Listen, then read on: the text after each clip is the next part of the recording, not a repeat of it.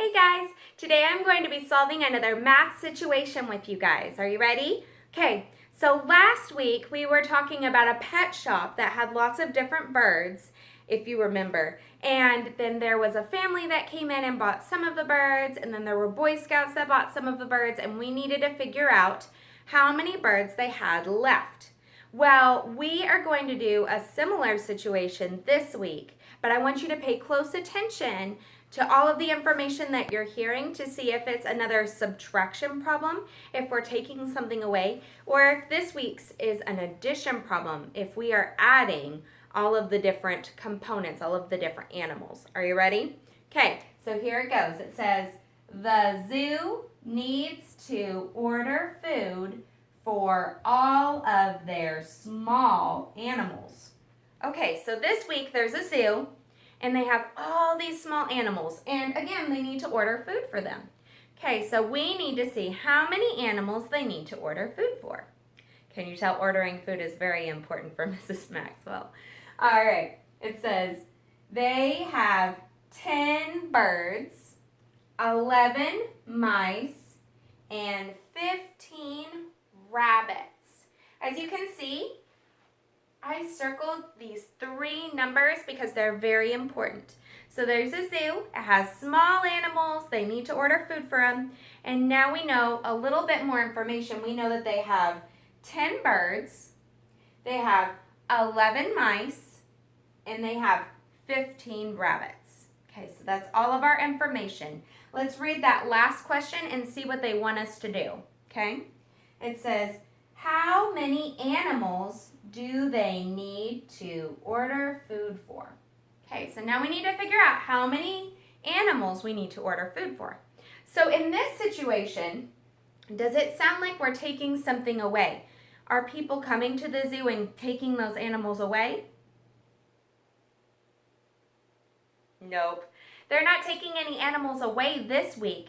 This week we are adding. We're adding up all of these numbers to see how many we have all together. It's saying that we have the 10 birds, 11 mice, and 15 rabbits. We need to see how many that is all together. So this is an addition problem. All right, and just like last week, since we have a problem that takes up the entire board, we're going to flip the board around and we're going to solve this on the other side. So I have already gone ahead and written down our numbers, 10 plus 11 plus 15. Now we need to pick a strategy to solve this problem. This week, I am actually going to use my base 10 blocks to help me figure out this situation. So, I am going to do a color for each of these different numbers, and I'm going to draw it out in base 10 blocks. And then I'm going to add my base 10 blocks. Now guys, remember, even if I don't have base 10 blocks here, I can still draw my picture to see how many base 10 blocks that would be. So just because you don't have... Thanks, cat. My cat is knocking my camera down. Thank you, Austin. All right, just because I do not have base 10 blocks here doesn't mean I can't use that strategy. All right, you ready to go? All right, so for the number 10, we're going to draw that with base 10 blocks. And guys, what does that look like? That's right. It's just one group of 10. So I'm going to do my one stick, right? Just like that group of 10. One stick. All right, I'm going to get a different color. Now I need to look at the number 11. How many groups of 10 does the number 11 have? That's right. Has one group of 10. Does it have any ones?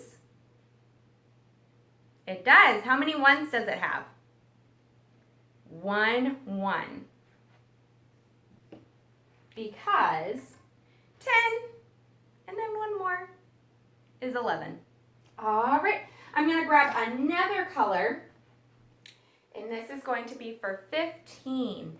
So look at that number 15. How many groups of 10 does the number 15 have? Yep, it has one group of 10 one group of 10. How many ones does it have? It has 5 ones. So I'm going to draw out my 5 ones. 1, 2, 3, 4, 5.